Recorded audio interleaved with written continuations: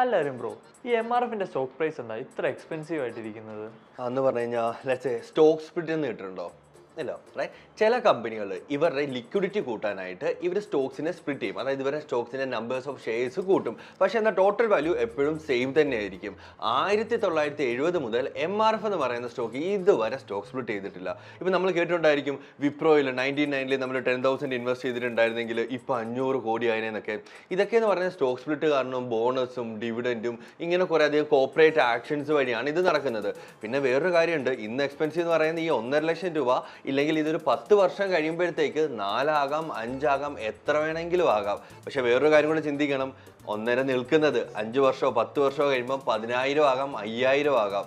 Invest ചെയ്യുമ്പോൾ സൂക്ഷിച്ച് തന്നെ ഇൻവെസ്റ്റ് ചെയ്യുക. എക്സ്പെൻസീവ് ആയതുകൊണ്ട് ഫണ്ടമെന്റലി സ്ട്രോങ് ആണെന്ന് നമുക്ക് കണ്ണും പൂട്ടി പറയാൻ കഴിയുകയില്ല. ഡെഫിനറ്റ്ലി ഫണ്ടമെന്റൽ അനാലിസിസ് ചെയ്തിട്ട് വേണം ഏത് സ്റ്റോക്ക് ആണെങ്കിലും